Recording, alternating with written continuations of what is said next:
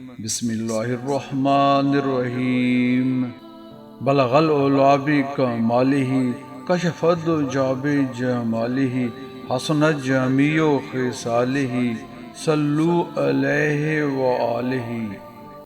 کمپنیوں کے حصص یعنی شیئرز کی زکوٰۃ۔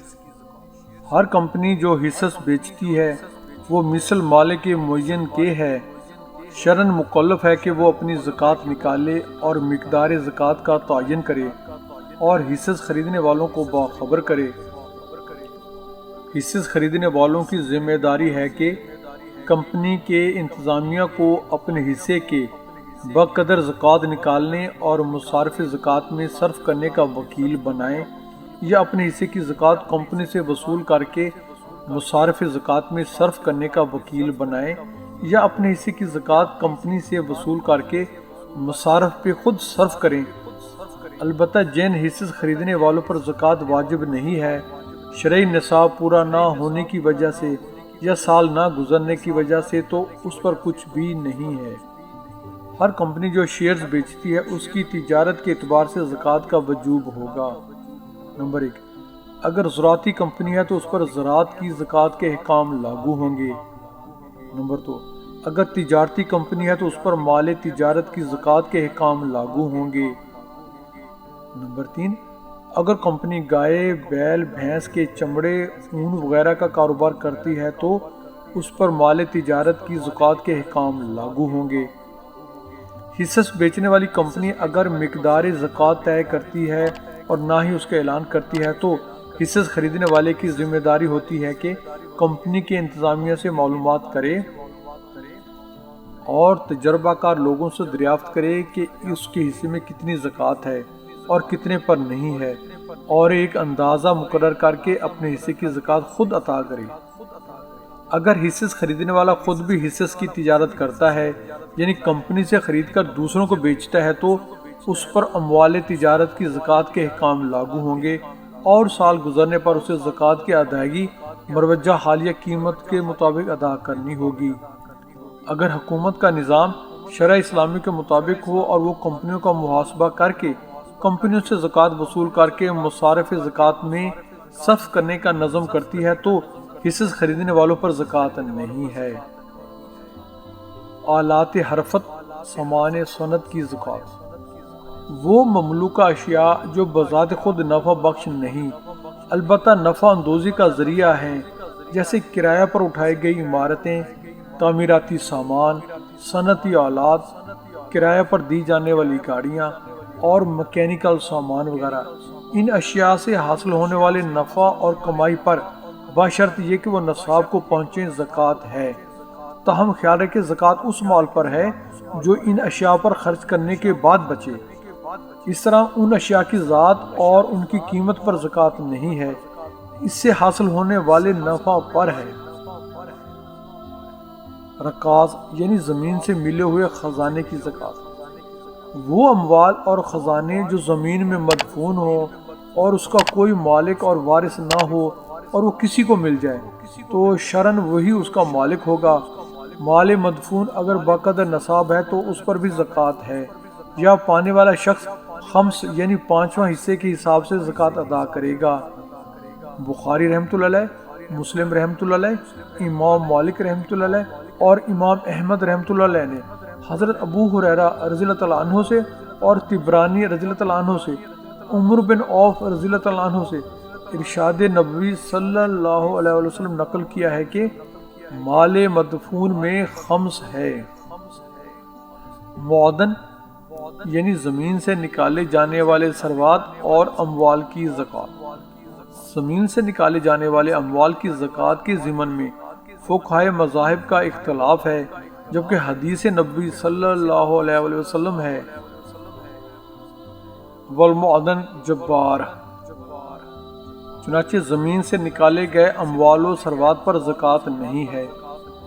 میرا مشاہدہ ہے کہ معدن سے نکالے جانے والے ثروات کھدائی کر کے بڑی مشقت سے نکالے جاتے ہیں، چنانچہ بذات خود ان اشیاء پر زکوٰۃ نہیں ہے، البتہ ان سے حاصل ہونے والے منافع اور فائدہ پر 2.5% کے حساب سے بقیہ اموال تجارت کی طرح زکوٰۃ نکالی جائے گی۔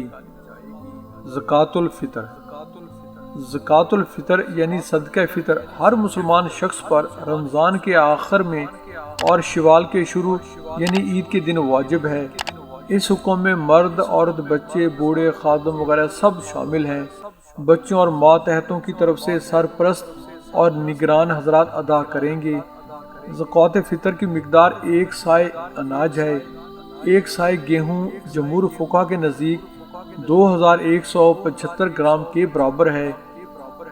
بعض فقہا قیمت یعنی اناج کی بجائے روپیہ دینے کو فقراء و مساکین کے حق میں افضل سمجھتے ہیں۔ زکوٰۃ فطر عید کی نماز سے پہلے ادا کرنا واجب ہے، تاہم فقراء و مساکین کی مصلحت کو مد نظر رکھتے ہوئے رمضان کے آخر دنوں میں بھی دینے میں کوئی حرج نہیں، اس لیے کہ یہ بات ثابت ہے کہ صحابہ رضی اللہ عنہ عنہم عید کے 1 یا 2 دن پہلے بھی ادا کرتے تھے۔ دکان ختم کرنے کی صورت میں زکوٰۃ۔ اگر دکاندار دکان ختم کرنے کی غرض سے مال فروخت کرتا ہے تو اس صورت میں مال مناسب قیمت پر فروخت نہیں ہوتا، بلکہ اکثر و بیشتر کم قیمت میں فروخت ہوتا ہے۔ ایسی صورت میں زکوٰۃ نکالتے وقت کون سی قیمت کا اعتبار ہوگا؟ اس کے بارے میں جواب یہ ہے کہ دکان ختم کرنے کی حالت میں جو کم قیمت پر مال فروخت ہوا ہے اس کا اعتبار نہیں ہوگا، بلکہ اس قیمت کا اعتبار ہوگا جو بازار میں عام طور پر رائج ہے۔ اس قیمت کے حساب سے 2.5% زکوٰۃ نکالنا لازم ہوگا۔ دکان کا حساب اب تک نہ ہوا۔ نمبر 1، جب سے دکان قائم ہوئی ہے کبھی ایسا حساب نہیں ہوا جس سے اس کی مالیت کا صحیح اندازہ ہو سکے، تو اس صورت میں بھی حساب کر کے زکوٰۃ ادا کرنا لازم ہوگا، اور حساب کر کے گزشتہ تمام سالوں کی زکوٰۃ ادا کرنا بھی لازم ہوگا۔ نمبر 2، اگر ہر سال کا الگ الگ حساب لگانا مشکل ہے تو موجودہ مالیہ سے جتنے سال کی زکوٰۃ باقی رہ گئی ہے اتنے سال کی نکال دیں۔ مثلا 10 سال کی زکوٰۃ باقی ہے تو موجودہ مالیہ سے 2.5% زکوٰۃ نکال دیں، پھر اس کے بعد بقیہ میں سے 2.5% نکال دیں، پھر بقیہ میں سے 2.5% نکال دیں۔ اس طرح 10 دفعہ نکالیں اور مجموعی رقم مستحقین کو دے دیں۔ دکان کی زکوٰۃ۔ جس دکان پر بیٹھ کر کاروبار کرتے ہیں اس دکان کی مالیت پر زکوٰۃ واجب نہیں۔ دکان میں جتنی مالیت کا سامان ہے اس کی قیمت لگا کر اگر دکاندار کے ذمہ قرض ہے تو اس کو منہا کر دیں، باقی جتنی رقم بچے اس سے 2.5% زکوٰۃ ادا کر دیں۔ اسی طرح دکان کی عمارت، الماری، فرنیچر وغیرہ پر زکوٰۃ نہیں، صرف قابل فروخت مال پر زکوٰۃ واجب ہے، اور اگر دکان فروخت کرنے کی نیت سے بنائی گئی ہے تو اس کی بازاری قیمت سے سالانہ زکوٰۃ ادا کرنا فرض ہوگا۔ اگر دکان کرایہ پر دی گئی ہے تو کرایہ کی رقم پر زکوٰۃ واجب ہوگی، دکان کی مالیت پر نہیں۔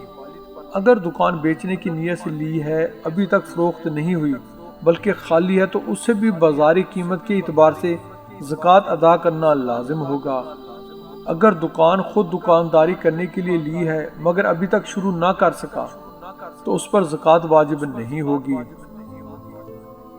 دعا ہے اللہ تعالیٰ ہمیں زکوٰۃ کے مسائل کو سمجھنے اور ان پر عمل پیرا ہونے کی توفیق نصیب فرمائے۔